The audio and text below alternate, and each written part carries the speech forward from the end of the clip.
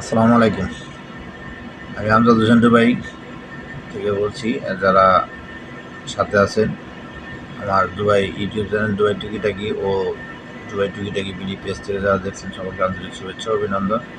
আশা করি সকলে ভালো আছে। বাংলাদেশিদের জন্য দুবাইয়ের ভিসা নিয়ে কিছু কথা বলবো। বাংলাদেশিদের দুবাইয়ের ভিসার পারপাসটা এমন পরিস্থিতি হয়ে রয়েছে ভাই, একদম হজবরল। যারা দুবাই আসবেন আশাবাদী আছেন, আসার চেষ্টা করতেছেন বা চিন্তা ভাবনা করে রাখছেন দুবাই আসবে, তারা ধৈর্য ধরেন। এই মুহূর্তে কোনো প্রকার প্রলোভনে পড়েন না। দেখেন, কথাগুলো শোনেন, তাইলে বুঝবেন যে ভিসার বিস্তারিত বিষয়গুলো কোন পর্যায়ে আছে। বিষয়গুলো দুবাইতে বাংলাদেশিদের কাজের রেকর্ড ভালো, যারা কাজ করে এদের রেকর্ড অনেক ভালো। কিছু অসাধু লোক আছে, এরা আসার পর অবৈধ হয়ে যায়, অবৈধ হওয়ার পরে এরা আপনার কাজকর্মে যায় না, কাজে কর্মে যায় না, এরা বিভিন্ন অপকর্মের সাথে জড়িত হয়ে যায়। যেমন এখানে বুড়ি বুড়ি বার আছে, নাইট ক্লাব আছে, এরা ওই বারে নাইট ক্লাবে খদ্দের ডাকে, দালালি করে, এগুলো এখানে চলে না। হকারি করে বক্স বানায় রাস্তায় পান বিড়ি সিগারেট বেছে। ওই ইন্ডিয়ান একটা প্রোডাক্ট আছে যেটা বিমল কয় গুটকা, এগুলো এখানে অবৈধ, চলে না। এই হকারি সিস্টেমই চলে না। এগুলা ধরলেই পাওয়া যায় বেশি বাঙালি। সামান্য বিষয় নেয় মারামারি, 80 টাকার জায়গায় 90 টাকা হাজিরা। এই দাঁড়ির বিষয় কাম নিয়ে একজন সে ইনভেস্টর বিষয় আছে, সে এখানে ইনভেস্ট করছে, লাইসেন্স করছে, সে একটা কোম্পানি চালায়, দেখা গেছে ঠিক মতন টাকা দেয় নাই, 3-4 জনে মিলে ধরে তারা ডাইকাই নেয়, টাকার জন্য তারা মারতে মারতে মেরেই ফেলাইছে। মারার পরে এখানকার তদন্ত বিভাগ তো অনেক কঠিন, সব কিছু ধরছে, সব বাঙালি। নিচের সিটার উপরে সিটালা দুইজনই বাঙালি, উপরে সিটালায় খেজুর খেয়ে পিসি ফেলাইছে, নিচের সিটালার বেডে আছে, এটা নিয়ে রাগ করে রড দিয়ে বাড়ি দেয়, তার মাথা ফাটে, ডেট, স্পট ডেট। পুলিশ এসে তদন্ত করছে, বাঙালি। রোজার সময়ে বিভিন্ন জায়গায় বিভিন্ন মসজিদে ভিক্ষা করছে, পাকিস্তানি আছে বেশি, সাথে কিছু বাঙালি আছে, যেটা এই দেশের সবচেয়ে আইন বহির্ভূত কাজ। ভিক্ষাবৃত্তি এদেশে একদম অচল, ধরে বাঙালি। এরা কোনো রকম ভিজিট ভিসা এসে অবৈধ হয়ে যায়। বিভিন্ন রাস্তায় মোড়ে মোড়ে কাঁচামালের দোকান করে, ওই টুকি সাজে বা ঝাঁকা নিয়ে ওগুলো ধরে ধরে মাঝে মধ্যে সিএটি ধরে বাঙালি। আবুধাবির ভিসা করছে, দুবাই দেশে কাজ করতেছে, অথচ দুবাই থেকে ভিসা করছে, আবুধাবি যে কাজ করতেছে, এটাই দেশে অবৈধ, বাঙালি।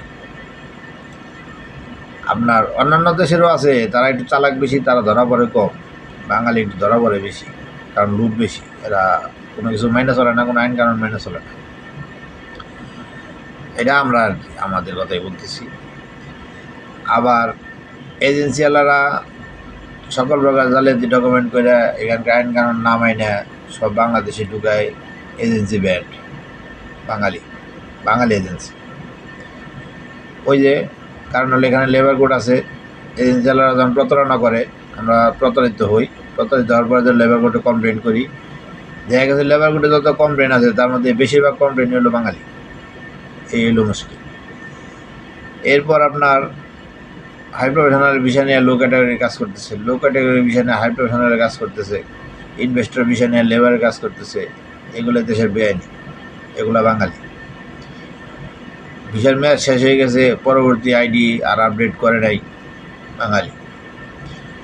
এত সমস্ত অভিযোগ যদি এম্বাসি থেকে যাওয়া যায়, আমরা বলবেন এই খবর আমরা কই পাই। আমিও সামান্য কাজ করি, তবে বাংলাদেশের এইখানে বহুত ক্যাটাগরির লোক আছে, সিআইডিতে আছে, পুলিশে আছে, বিভিন্ন এজেন্সি আছে, এম্বাসি তো বাংলাদেশ সরকারের আছে। মোটামুটি বাঙালি যারা আছে, বাঙালিদের প্রতি একটু আকৃষ্ট থাকে, এটাই স্বাভাবিক। অনেক ভাইদের সাথে যোগাযোগ করি, দেখা করি, মাঝে মধ্যে চা পান খাওয়াই, তাদের কাছ থেকে সংবাদগুলো তথ্যগুলো সংগ্রহ করি, এরপর আপনাদেরকে জানাই।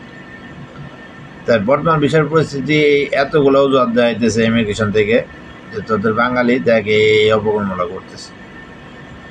এতগুলো অপকর্ম যখন সাক্ষী সামনে করে আনে, যেমন ডক্টর মোহাম্মদ ইউনূস স্যারও আসছিলেন, ফিরত গেছে, উনি আর রিপিট আর সুযোগ পায় নাই যে আমার বিষয় আবার করার সুযোগ দাও।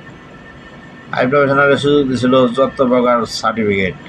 এক আরবির ঘরের খাদ্দামা এক মহিলা মেয়ে, তার আইডি চেক করছে, এমবিবিএস ডাক্তারের সার্টিফিকেট দিয়ে তার ভিসা বানাইছে, হাই প্রফেশনাল ভিসা বানায় আইনে আরবির ঘরের খাদ্দামা চাকরি দিচ্ছে। ওই আরবি তার আইডি যখন চেক করে দেখছে, তার আইডির মধ্যে লেখা আছে হাই প্রফেশনাল ভিসা বেতন হলো 6000, অথচ আরবি তারা বেতন দেয় 800 টাকা 900 টাকা। তখন ওই আরবি জানে পুলিশ কমপ্লেন করছে যে এই আইডিয়ালার লোক তো আমি রাখবো না, কারণ আমি তো তার বেতন দিই 800 টাকা, তার বেতন তো নির্ধারিত করা আছে সরকার থেকে 4500 টাকা, আমি তার করতে দেবো। তারপরে যাচাই বাছাই করতে যায় দেয় যে হাই প্রফেশনাল ভিসা লাগাইছে, মেয়ে শিক্ষিত না, পড়ালেখাই করে না, মেয়ের এমবিবিএস ডাক্তার সার্টিফিকেট দিয়ে নিয়েছে। তো এই ডকুমেন্টগুলো যখন সামনে আয়, তখন ইমিগ্রেশন আর কথা বলার মতন এম্বাসিও থাকে না, কনসালটেন্টও আছে থাকে না, দেশে যে তত্ত্বাবধায়ক সরকার আছে উনিও থাকে না, কেউ পারে না, কারোরই যোগাযোগ করার মতন সুযোগ নাই, বা কেউ কোনো আবদার করার মতন সুযোগই পাচ্ছে না। শত শত অবৈধ বাংলাদেশি আছে, হাজার হাজার, সেগুলা এখনও চোখের সামনে যে ধরনের অপকর্মে জড়িত আছে তাদের ধরতেছে, ধরার অভিযান অব্যাহত রাখছে।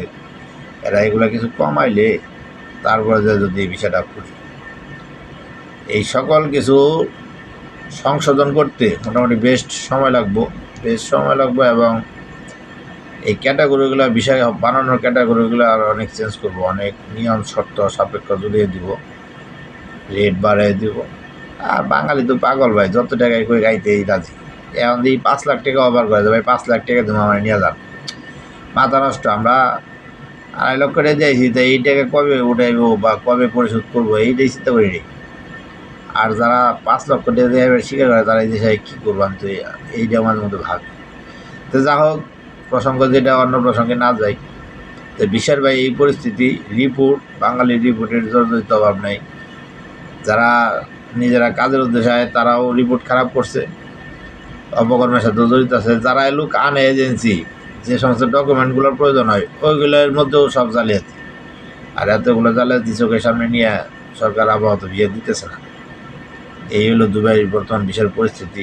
কেউ লেনদেন করেন না, যদি ওইরকম সুযোগ হয় আমরা তথ্য পাবো ইনশাল্লাহ, আশা করি। প্রতিনিয়ত এই একটাই খোঁজ নিতেছি যে ভাই বিশ্বের খবর কী, বিভিন্ন জায়গায় খোঁজ নিয়ে, তবে খুলবে আশা করা যায়। একটু সংশোধন কিছুটা কমাইবে, তা এত অপকর্ম থেকে কিছুটা সংশোধন করে একটু শাস্তি দিতেছে আর কি। শাস্তিটা শেষ করলেই ইনশাল্লাহ খুলে দিবে। খুললে আপনাদের সাথে সাথে আপডেট তথ্য জানাবো, এবং এই ধরনের আপডেট তথ্য ভিসার পারপাসে, আপডেট তথ্য চাকরির পারপাসে আপডেট তথ্য পেতে আমার দুবাই টুকিটাকি ইউটিউব চ্যানেলটি সাবস্ক্রাইব করে পাশে থাকবেন, এবং দুবাই টুকিটাকি বিডি ফেসবুক পেজটি সাপোর্ট করে পাশে থাকবেন, ফলো দিবেন। আজ এই পর্যন্ত, সকালে সুস্থ থাকুন, আল্লাহ হাফেজ।